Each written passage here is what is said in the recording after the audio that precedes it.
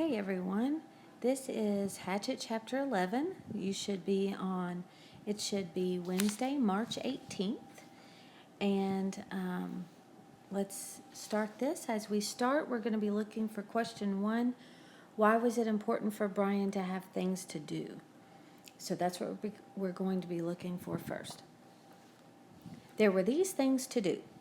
He transferred all the eggs from the small beach into the shelter, reburying them near his sleeping area.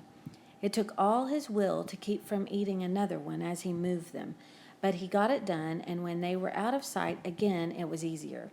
He added wood to the fire and cleaned up the camp area. A good laugh, that, cleaning up the camp. All he did was shake out his windbreaker and hang it in the sun to dry the berry juice that had soaked in and smooth the sand where he slept. But it was a mental thing.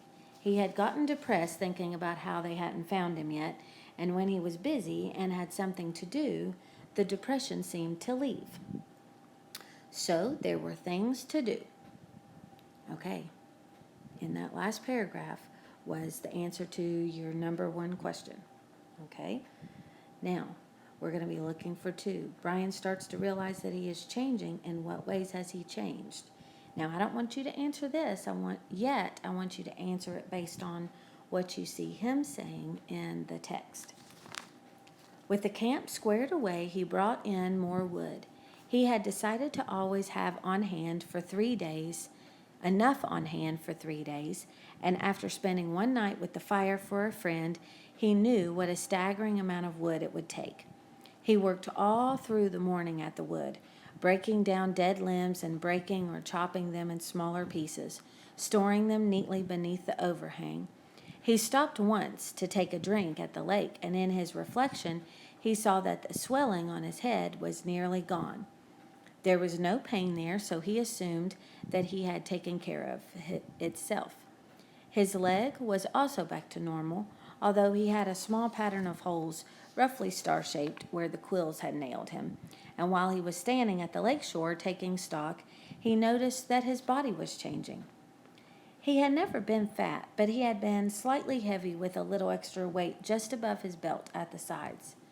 This was completely gone, and his stomach had caved into the hunger, and the sun had cooked him past burning, so he was tanning.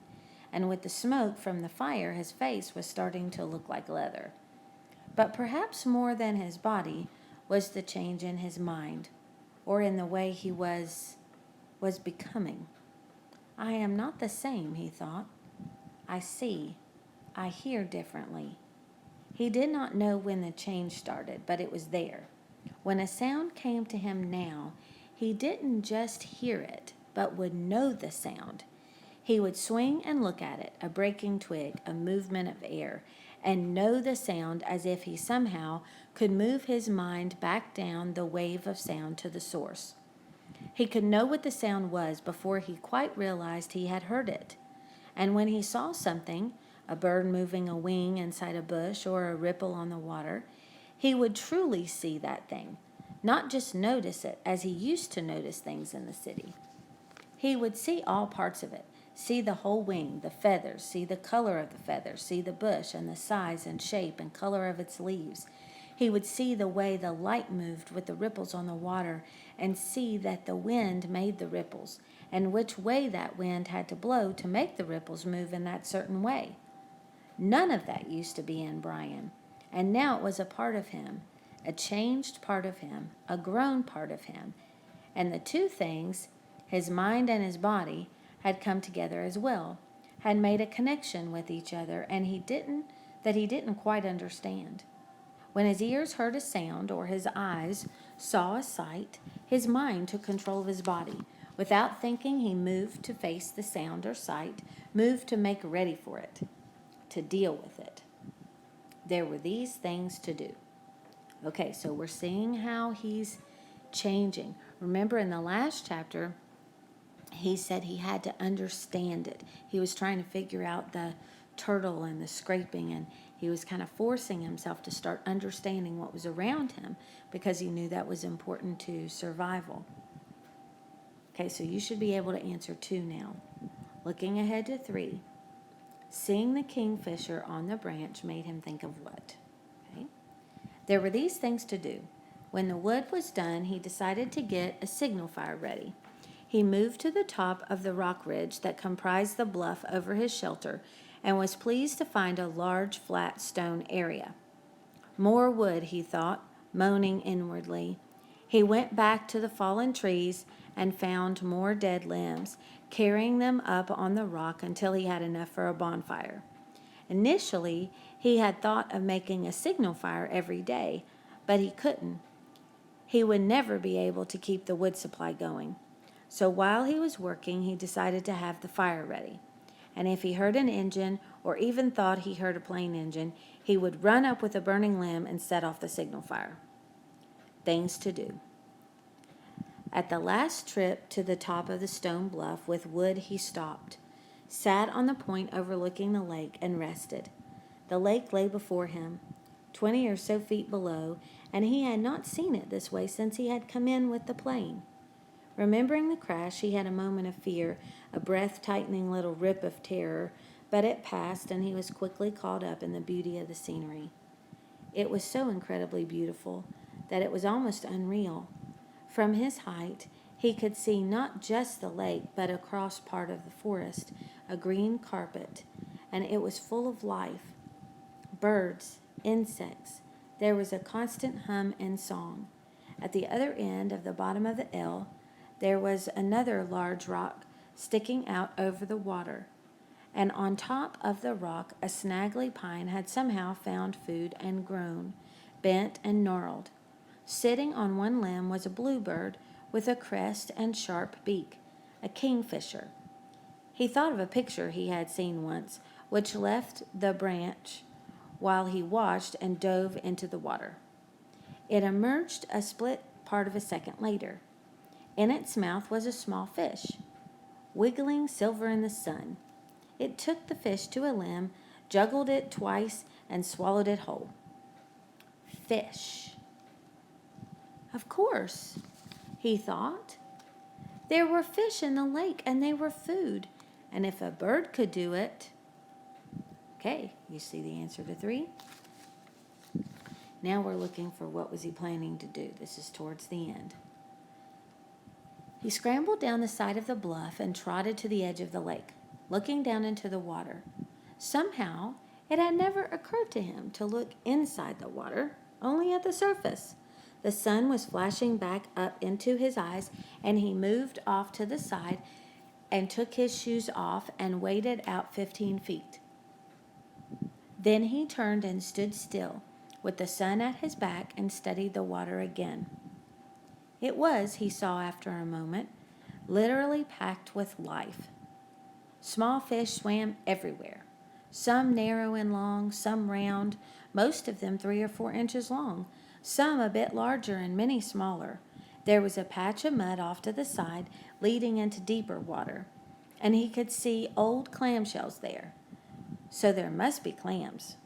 As he watched, a crayfish, looking like a tiny lobster, left one of the empty clamshells and went to another looking for something to eat, digging with its claws. While he stood, some of the small, roundish fish came quite close to his legs, and he tensed, got ready, and made a wild stab at grabbing one of them. They exploded away in 100 flicks of quick light, so fast that he had no hope of catching them that way.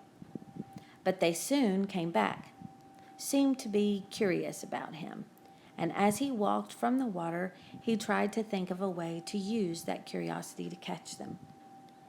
He had no hooks or string, but if he could somehow lure them into the shadows and make a spear, a small fish spear, he might be able to strike fast enough to get one.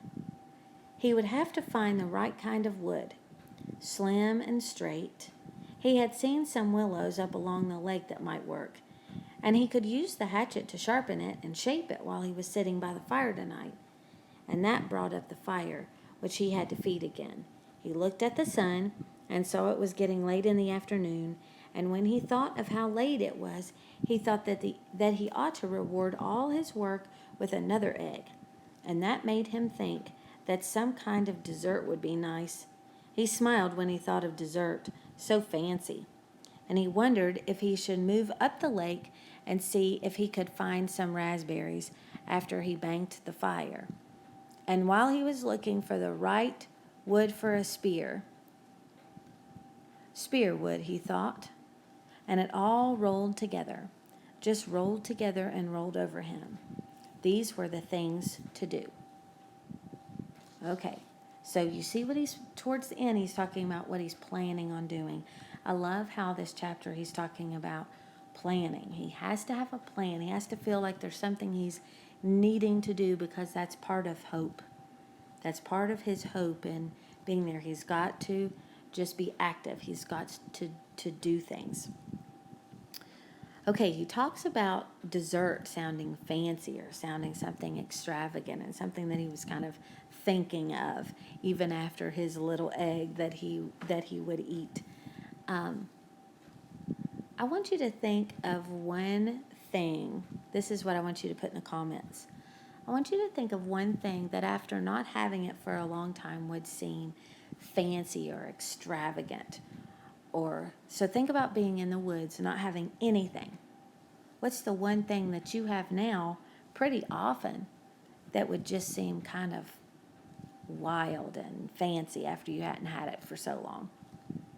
Think about that for a while and see what you come up with. I'm interested to read what you put. I hope everyone's doing well. Don't forget to write your main idea of the chapter. Remember, complete sentences. So, if you look at number 1, your sentence should start, it was important because. You need a full sentence. Don't just give me the fragment. All right, keep it up.